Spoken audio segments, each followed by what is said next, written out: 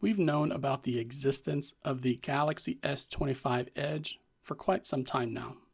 What was once referred to as a slim variant by the community is now taking the Edge surname that we last saw in 2016 with the Galaxy S7 Edge.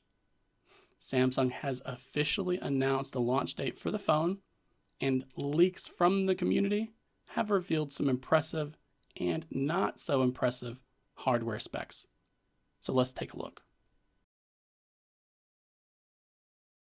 First up, we have the invite that Samsung has been sending out this week.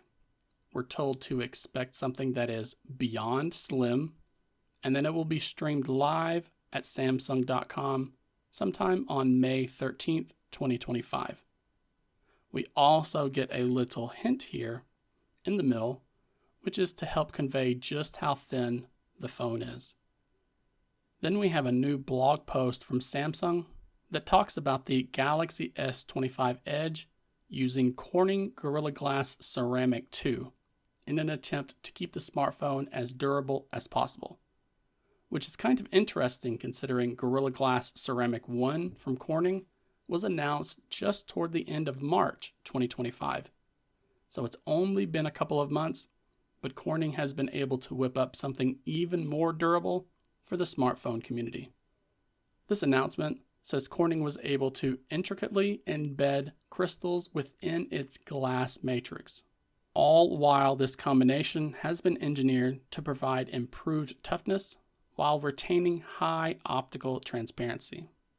And they cap off this new product by using Corning's ion exchange process, where it fortifies the glass ceramic material while also improving its retained strength for your smartphone. With that said, we have also had some interesting details about the Samsung Galaxy S25 Edge leak this week as well. And here we have some alleged marketing materials giving us a look at the phone from different angles.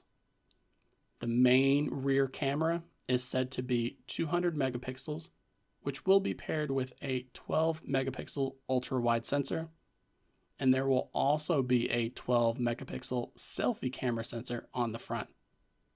This slide gives us a hint about the phone supporting Qualcomm Snapdragon 8 Elite chipset, the one that was specifically designed for Samsung phones. And while they claim to have all-day battery life here, rumors are pointing to a 3,900 milliamp hour battery capacity. So it could technically last you a full day, but it will all depend on how you use it and where you use it.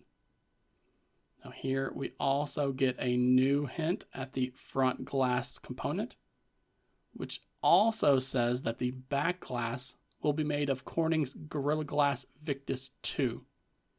And we see that it will be IP68 water and dust resistant. Samsung even looks to be offering an anti-reflective screen protector for the Galaxy S25 Edge 2. It's unclear if this will ship in the box or if it will just be an accessory available on the company's website. And speaking of the screen, rumors point to a 6.7-inch AMOLED panel with support for 120 Hz refresh rate. We're also told to expect 25-watt wired charging speeds, 12 gigabytes of LPDDR5X RAM, and 256 gigabytes of UFS 4.0 internal storage. So I'm seeing people wonder if Samsung will offer a 1 terabyte variant or at least a 512 gigabyte option. There is a lot to absorb here, but remember, we are less than a week away from the official release.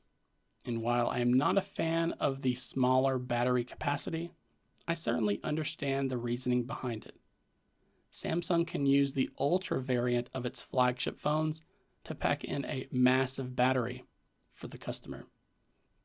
But the goal here was to make a really thin phone that can at least get people through most of the day without issue. So I suspect anyone who buys this device will definitely need to put it on the charger after an average day of work, instead of waiting to charge it up at the nightstand. And I find it interesting that phone companies used to work so hard at squeezing in as much as they could into a frame that kept shrinking year after year. And it's only recently that we've seen a turnaround from these companies, as they are more focused on ergonomics and the performance more than anything. So getting back to trying to make these devices thinner and thinner is definitely going to excite some people within the community, while also being something that others within the community will ignore because of the battery size alone. But I want to hear what you all think about this new slim, high-end smartphone from Samsung. And please, do not forget to give this video a like, while also subscribing to the channel for more Android news content like this.